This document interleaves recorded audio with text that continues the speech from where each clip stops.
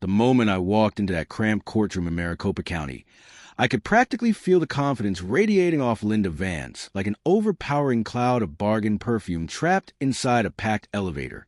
She was already seated at the plaintiff's table, tapping her perfectly manicured French-tip nails against a mountain of paperwork thick enough to prop open a heavy door. Her mouth was curled into that familiar little grin that practically screamed, "I'm about to ruin someone's day, and I've already decided how I'll celebrate afterward." She had dragged me into court because she was absolutely convinced she could intimidate me into following every sacred regulation of the Whispering Pines HOA. There was only one tiny flaw in her brilliant master plan. I wasn't even a member of her HOA. Of course, inconvenient little things like facts had never stopped Linda before. In just a few short minutes, though, I was about to watch everything she'd built her reputation on come crashing down because of a single piece of paper. To explain how I ended up facing Arizona's most notorious HOA president in court, we need to go back several months. I had recently completed construction on the cabin I'd always dreamed of owning. It sat on 5 breathtaking acres that I had purchased outright with years of savings and not a penny of financing. My property bordered the upscale Whispering Pines subdivision. Technically, it was completely outside the neighborhood's official boundaries, but it was close enough that I could stand on my back porch and look across at rows of matching beige rooftops. I loved every inch of that place. There was the oversized wraparound porch where I'd sip coffee every evening while watching the sun disappear behind the mountains. I'd carefully planned the landscaping, spending months arranging native plants that blended naturally with the surroundings. My favorite feature, though, was the cabin's deep forest green exterior. The color made it seem as though the building had risen directly from the pine trees themselves instead of being constructed by hand. To me, it was paradise. Every board, every nail, every dollar represented 15 years of hard work as a software engineer. Then Linda Vance appeared. It was a Tuesday morning when she strode confidently to the edge of my property carrying a clipboard, her expression sour enough to make fresh flowers droop.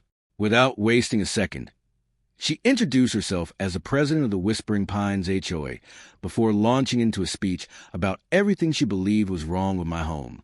According to Linda, my cabin was, in her exact words, an eyesore that completely violated the elegant appearance of the community. She delivered every criticism with the most patronizing smile I'd ever seen. She complained that my trees had grown too tall and made the neighborhood look neglected. She informed me that my forest green siding wasn't included on the HOA's approved paint color list. She even insisted that I tear out my perfectly functional gravel driveway and replace it with pavement installed by one of the outrageously expensive contractors preferred by her HOA board. I listened politely while she lectured me for nearly 5 straight minutes. When she finally paused to catch her breath, I calmly explained one simple fact. My property wasn't located inside Whispering Pines. I wasn't an HOA member. That meant none of her rules applied to me. The look on her face was priceless. Her mouth opened and closed several times like a fish flopping helplessly on a dock. Then her eyes narrowed into thin slivers as she forced out the sweetest fake smile imaginable.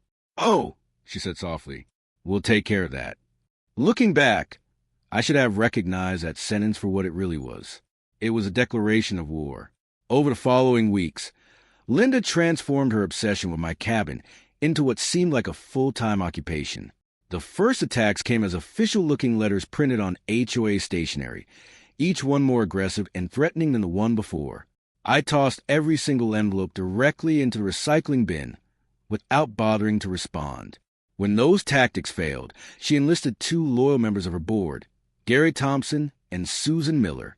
Together, they spread the story that my modest green cabin was somehow destroying property values throughout Whispering Pines. The funny part was that home prices across the area had actually climbed by nearly 8% after I moved in.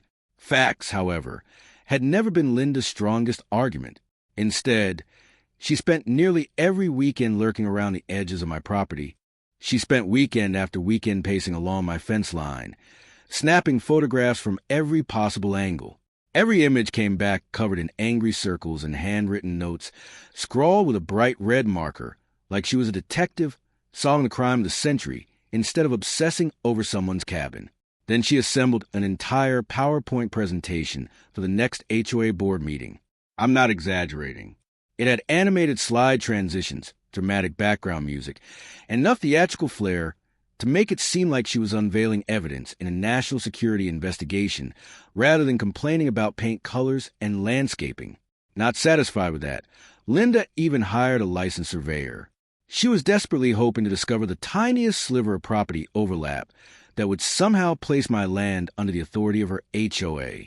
Her big breakthrough, or so she believed, arrived when she dug up a faded planning memo from 1997. Buried inside was a brief reference to a possible future expansion area for Whispering Pines. Linda treated that vague sentence as if she'd uncovered a priceless ancient manuscript. She insisted that the memo proved my property had always been intended to become part of her neighborhood, which, according to her logic, meant I was obligated to follow every covenant, restriction, and rule the HOA had ever written. She conveniently ignored a few important details. I had never signed any HOA agreement. No one had ever handed me their 400-page collection of regulations, and I certainly had never paid a single dollar in HOA dues. But inside Linda's world, simply owning land nearby was apparently enough to make me one of her unwilling subjects. When threatening letters and passive-aggressive community newsletters failed to scare me, she escalated to what she clearly believed was the obvious next move. She filed a lawsuit. The summons arrived on a Thursday afternoon, delivered by a process server whose expression practically apologized for interrupting my day. The complaint itself stretched across 23 pages of dense legal language, but its demands couldn't have been more straightforward. Repaint my cabin beige immediately. Remove every tree taller than 12 feet. Replace my gravel driveway with asphalt installed by the contractor approved by the HOA. Rip out my landscaping and install plants from their approved list. And, my personal favorite, pay 5 years of retroactive HOA dues to an association I had never joined. The grand total they claimed I owed came to exactly $32,147.62. Most people probably would have panicked. Some would have rushed out to hire the most expensive attorney they could find. I did something much simpler. I made a single phone call to the Maricopa County Recorder's office and requested one very specific document. Once I had it, I tucked it safely away and waited for our court date. That brings us right back to the cramped, overheated courtroom where Linda looked like she had already won. She had arrived 45 minutes before the hearing started, wheeling in 2 enormous suitcases overflowing with evidence. There were color-coded binders, oversized poster boards, enlarged photographs, highlighted documents, everything short of projector screen. You would have thought she was prosecuting the biggest criminal trial in Arizona. She had even dressed for the occasion what I assumed was her lucky courtroom outfit, a charcoal gray power suit so sharply tailored and intimidating that it looked like something a movie supervillain would wear while announcing world domination. When Judge Martha Higgins called our case, Linda practically launched herself out of her chair. She immediately launched into what was obviously a speech she'd rehearsed dozens, if not hundreds, of times in front of her bathroom mirror. Her voice trembled with carefully manufactured outrage as she spoke about preserving community standards, protecting sacred covenants, and defending civilization itself from the horrifying menace posed by my little green cabin. For 2 minutes and 47 uninterrupted seconds, she put on a performance worthy of community theater. She slapped photographs across the table, dramatically waved the HOA bylaws around as though they were carved into stone tablets, and described me as some reckless country outlaw determined to destroy decades of perfectly coordinated beige uniformity. When she finally exhausted herself and returned to her seat, her cheeks flushed with confidence, Judge Higgins looked in my direction. "Your response, sir." Without saying a word, I reached into my inexpensive manila folder, removed a single sheet of paper, and gently slid it across to the bench. The judge adjusted her reading glasses and began examining it. Watching her expression change was almost too satisfying. The document itself was wonderfully simple. It was a certified subdivision map dated 1994, issued directly by the Maricopa County Recorder's office. The map clearly showed that my entire 5-acre parcel had been legally separated from the original tract of land 3 full years before the Whispering Pines HOA had ever been created. The property description couldn't have been more straightforward, but it was a final sentence that completely destroyed Linda's case. This parcel is not now, nor shall it ever be, subject to the covenants, conditions, or restrictions of any homeowners association.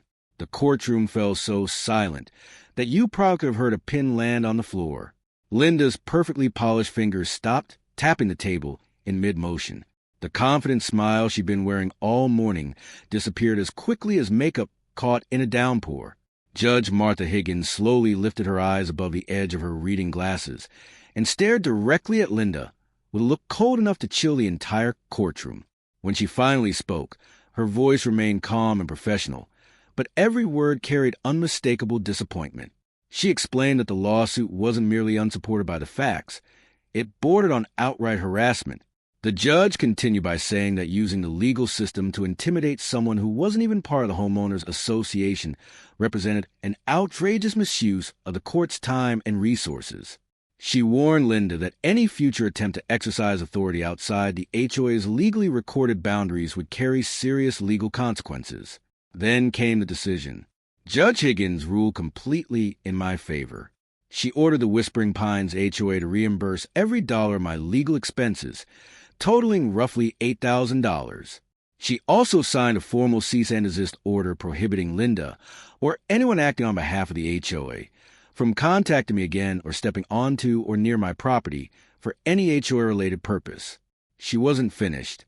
The judge directed that the ruling become part of the public record, ensuring it would stand as a clear legal precedent against any future attempts by Whispering Pines to overstep its authority.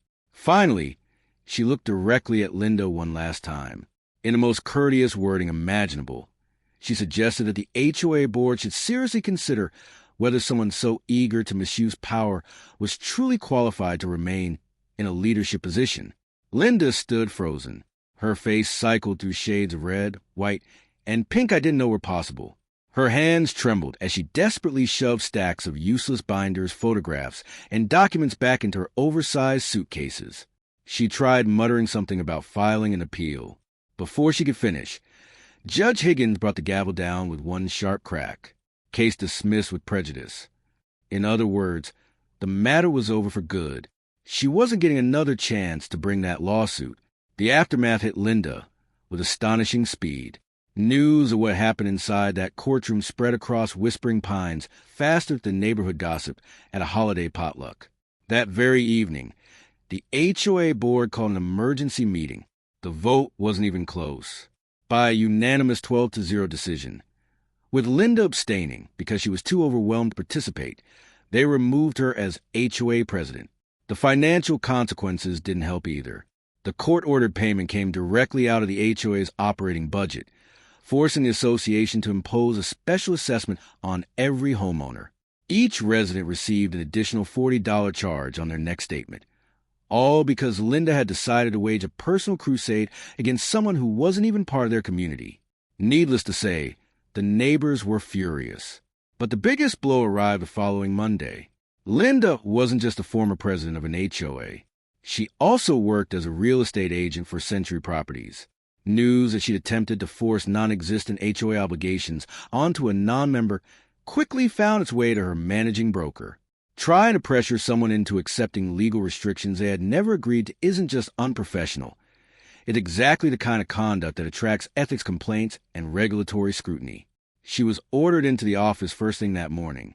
By lunchtime, she'd been placed on indefinite suspension while the Arizona Department of Real Estate opened a formal investigation. The potential consequences were severe. If the allegations were upheld, she faced fines that could reach $25,000, along with the possible loss of the real estate license she'd spent the past 15 years earning and maintaining. Later that evening, I happened to drive past the Whispering Pines clubhouse. The parking lot was almost completely empty except for one familiar vehicle. Through the large glass windows, I could see Linda sitting alone at the long conference table, where she had once presided over every HOA meeting with absolute confidence. Cardboard boxes filled with her files, records, and belongings surrounded her chair. Her shoulders shook as she quietly cried. For a brief moment, I almost felt sorry for her. Almost.